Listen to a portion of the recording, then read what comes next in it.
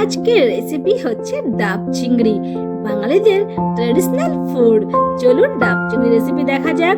প্রথম পর্যায়ে আমি চিংড়ি মাছের মাথা আর গা ঘষে ঘষে পরিষ্কার করে ভালো করে ধুয়ে নিয়েছি। এবার রেখেছি গ্রাইন্ডারের বাটি, দিয়ে দিলাম পেঁয়াজ, কাঁচা লঙ্কা, রসুন আর আদা। এই সবগুলো মিশিয়ে একটা ফাইন পেস্ট বানিয়ে নেব।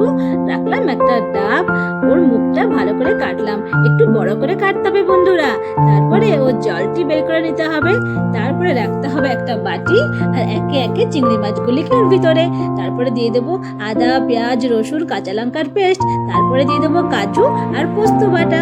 তারপরে হচ্ছে জিরে আর গোলমরিচ বাটা। তারপরে কাটা কাঁচা লঙ্কা আর টমেটো কুচি আর নুন হলুদ দিয়ে সরষের তেল দিয়ে ভালো করে ওর ম্যারিনেট করতে হবে। তারপর দিতে হবে ধনেপাতা কুচি।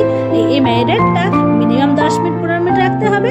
তারপর নিতে হবে ডাব আর একে একে চিংড়ি মাছগুলিকে ওই ডাবের মধ্যে দিয়ে একটু ঝাঁকাতে হবে, নইলে একে চিংড়ি মাছের জায়গা হবে না। তো আমি একে একে চিংড়ি মাছ ঢুকিয়ে দিয়েছি আর প্রত্যেকবার ঝাঁকিয়ে নিয়েছি। তাহলে আমার চিংড়ি মাছগুলি জায়গা হয়ে গেছে। আমি একটু বড় চিংড়ি নিয়েছিলাম, আপনারা একটু ছোট চিংড়ি নেবেন, নইলে জায়গা হয়ে যাবে। আর দিয়ে দিচ্ছি ম্যারিনেট করা আছে স্যুপটা, মশলার স্যুপটা আমি ওর মধ্যে দিয়ে দেবো আর একটু ঝাঁকিয়ে নেব। তাহলে ডাবের ভিতর পর্যন্ত স্যুপটা চলে যাবে। আর স্যুপটা বিভৎস গাঢ়, যে মশলাটা মাখিয়েছিলাম ওই মশলাটাই, ওর মধ্যে একটু আমরা জল দেইনি। তো পুরো ফিল হয়ে গেছে। নিলাম গ্যাসের উপরে, ডাবটিকে বসিয়ে দিলাম, গ্যাসটি অন করে দিলাম।